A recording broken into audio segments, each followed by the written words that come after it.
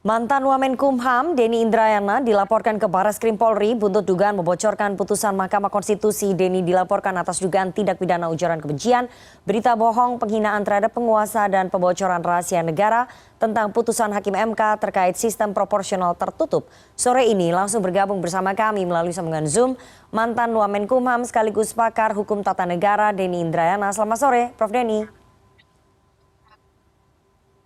Selamat malam dari Melbourne, Mbak Nana, apa kabar? Oke, langsung dari Melbourne, Australia. Saya mau langsung ini, Prof. Denny, Anda dilaporkan ke Barreskrim Polri oleh seseorang warga yang berinisial AWW karena cuitan Anda di Twitter tentang informasi putusan MK sistem pemilu tertutup ini dianggap informasi hoax. Respon Anda seperti apa, Prof. Denny?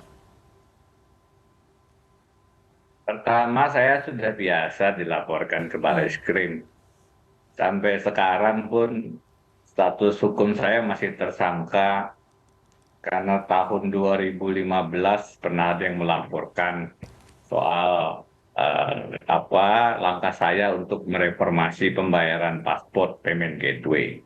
Sudah 8 tahun bulan.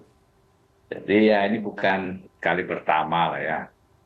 Pada saat men-tweet itu pun saya sudah mengantisipasi dalam setiap tulisan, dalam setiap apa yang saya sampaikan di forum publik, saya sudah paham bahwa sebaiknya menggunakan pilihan diksi kata-kata yang tidak membuka ruang-ruang delik.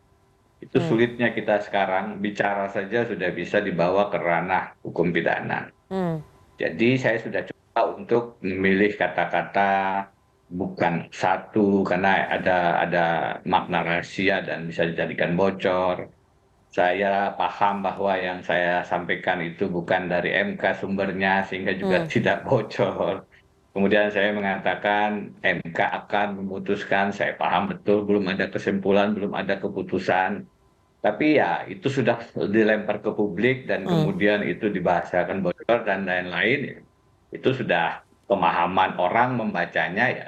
Saya sudah tidak bisa mengontrolnya lagi. Oke. Dari sisi saya, siap saja ini kemudian dibawa ke ranah hukum, meskipun kalau saya sendiri dalam banyak kesempatan, terutama pada saat mengemban amanah sebagai Wakil Menteri Hukum dan HAM, ya atau pada saat berikan advice kepada Presiden SBY sebagai staf khusus, kita selalu menghindar membawa persoalan-persoalan itu ke arah hukum pidana, meskipun peluang-peluang dan dasarnya ada. Karena apa?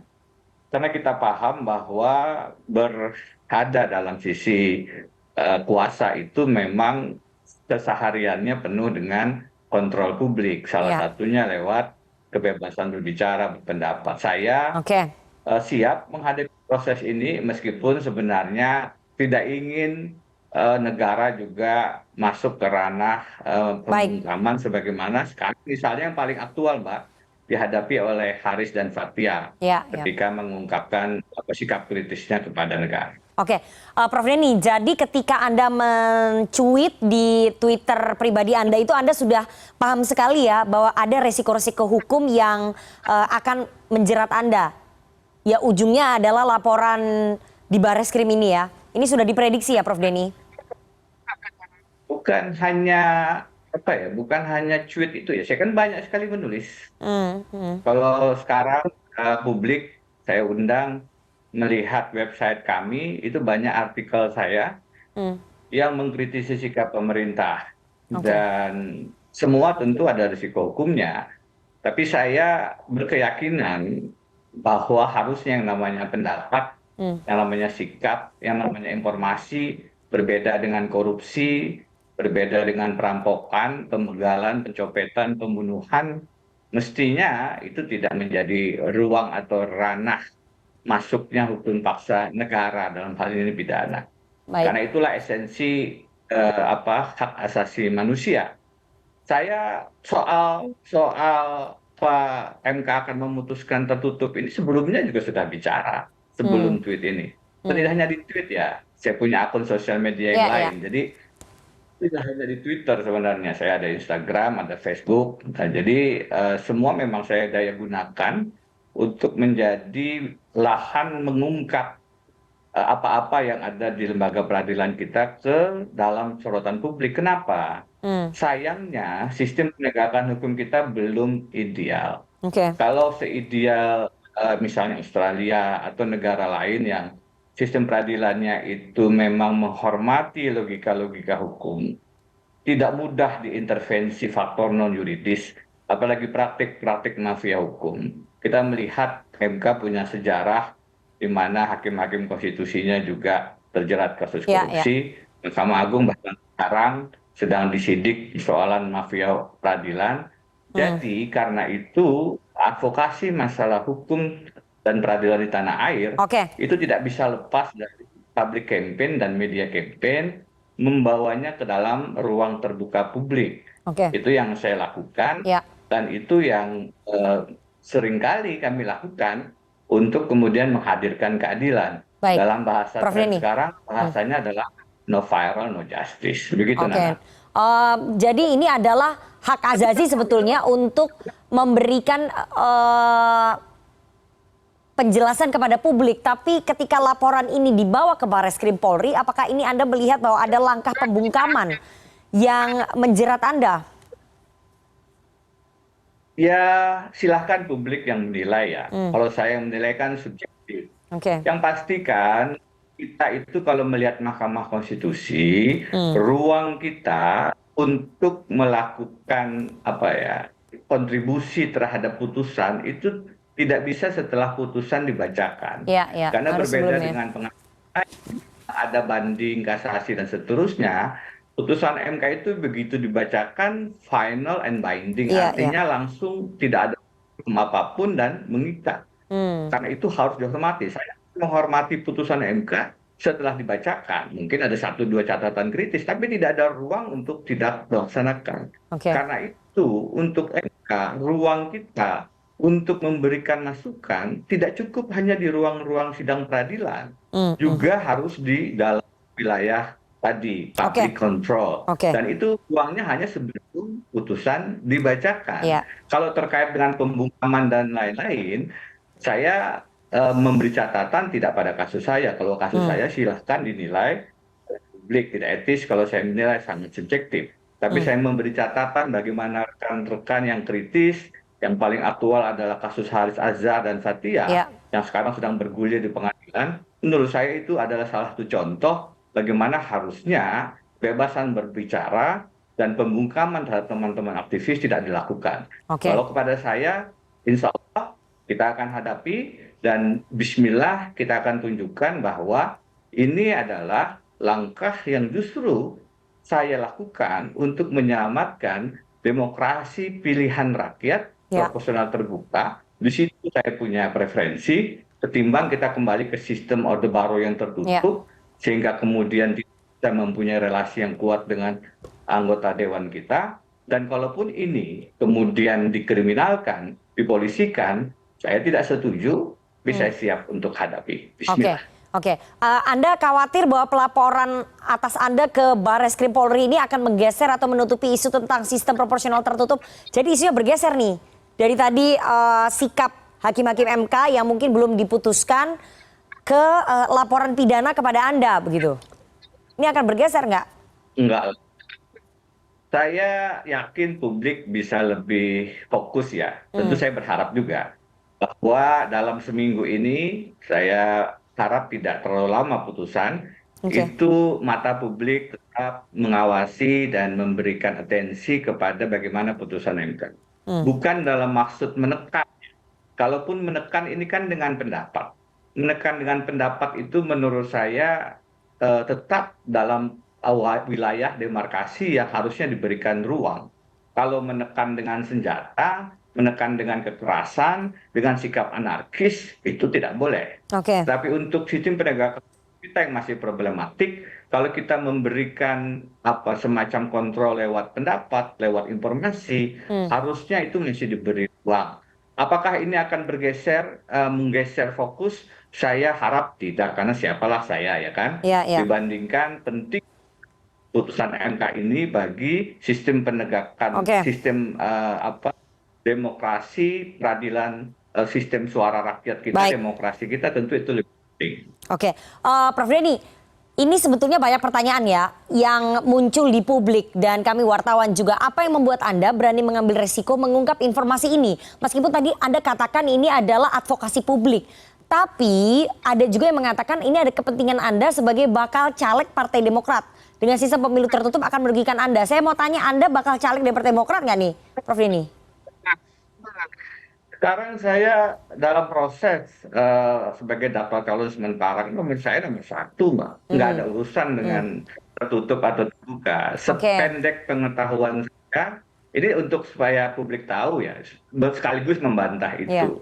Sependek pengetahuan saya dicalonkan di daerah pemilihan 2 Kalimantan Selatan, karena kemarin suara saya cukup signifikan pada saat pemilihan gubernur, dan nomor saya nomor satu. Bagi Oke. saya tidak ada kesulitan apakah tertutup, apakah terbuka. Itu untuk membuktikan bahwa Hmm. ini murni untuk mendorong sistem proporsional tetap terbuka. Hmm. Karena kalaupun saya nanti menjadi calon tetap, kalaupun karena masih sementara, Ya. maka nomor saya juga nomor satu, nggak ada urusan dengan itu.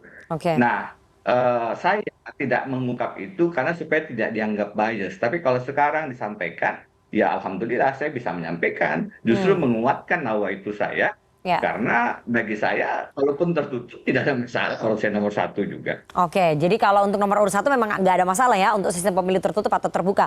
Saya mau tanya lagi, sudah ada surat panggilan kepada Anda dari Barreskrim untuk diperiksa?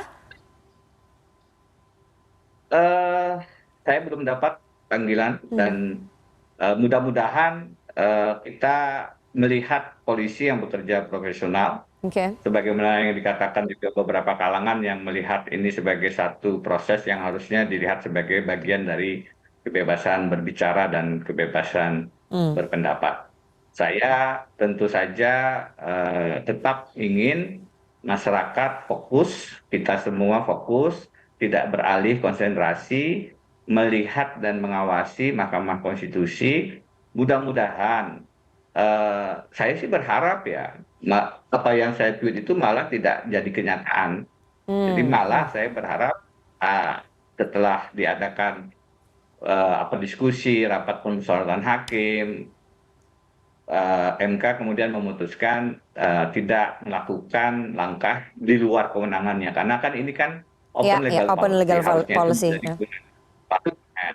Dan kita juga harus bijak melihat bahwa prosesnya sudah berjalan, ada daftar calon sementara yang sudah disusun, alangkah tidak bijaknya Ya. sistemnya berubah di tengah jalan. Oke, Karena oke. itu saya berharap ya tetap diterapkan sistem proporsional terbuka. Oh, dia ini ternyata keliru. Alhamdulillah, justru memang salah satu niat untuk membuka ini ke ruang publik adalah Hmm. tetap memberikan mandat masyarakat, rakyat pemilih untuk punya bobot pilihannya lebih besar dalam Ya. sistem proporsional terbuka timbang dalam sistem proporsional tertutup, di mana itu tergantung kepada nomor urut yang Baik, baik. lebih banyak ditentukan oleh Oke, elit partai politik, oke. rakyat pemilih. Ya, terakhir Prof Denny, langkah Anda persiapan kalau misalnya nanti dipanggil oleh Barreskrim Polri seperti apa menghadapi kasus ini? Tidak, tidak ada persiapan khusus. Saya Hmm. akan evaluasi saja arah dari sekarang sampai nanti panggilan. Oke. Apakah ini betul-betul proses hukum ataukah bagian dari kriminalisasi ya. Maaf saya Oke. menggunakan istilah itu ya. Karena saya punya pengalaman tadi di awal 2015 sampai Ya. sekarang juga sudah mengalami ya. Bersama-sama dengan Bambang Wijayanto, Abraham Samad, Novel Baswedan, kami mengadvokasi satu perkara dan akhirnya kita sama-sama ditersangkakan.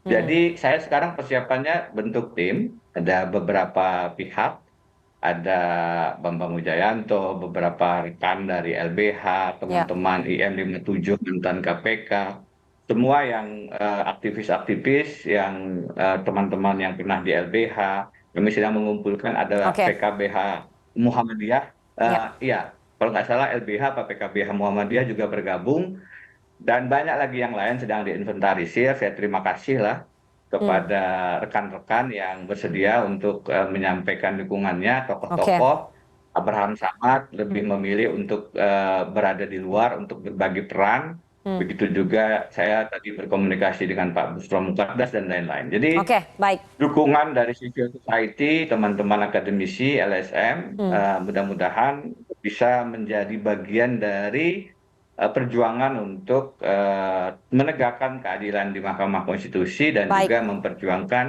hak asasi manusia, kebebasan berbicara dan pendapat yang tidak jarang gampang sekali baik, baik. dihadap-hadapkan dengan pembungkaman, terutama kalau Ya, kita berbicara tentang sikap kritis politik di tahun-tahun menjelang pemilu itu ya. biasanya rentan. Oke, Saya sadar oke. itu, tetap saya lakukan. Insya Allah ini demi sistem pemilu kita yang tetap menghargai suara rakyat, Oke, suara kita pemilih. kita harapkan bahwa laporan terhadap Anda di Baris Krim Polri ini murni pidana ya, tidak ada embel-embel laporan politis begitu. Kita lihat nanti bagaimana proses hukumnya. Sekali lagi kebebasan berpendapat warga negara harus dihormati dan semoga dari kepolisian bisa melihat ini dengan lebih jernih dan kita tunggu keputusan akhir dari 9 hakim Mahkamah Konstitusi apakah seperti yang diprediksi oleh seorang Denny Indrayana atau justru berbeda. Sekali lagi palu Hakim MK yang akan menentukan masa depan demokrasi kita. Terima kasih sekali mantan Wamenkumham Republik Indonesia sekaligus pakar hukum tata negara Profesor Denny Indrayana sudah bergabung dari Melbourne, Australia. Sehat selalu Prof Denny. Terima kasih. Semoga bermanfaat.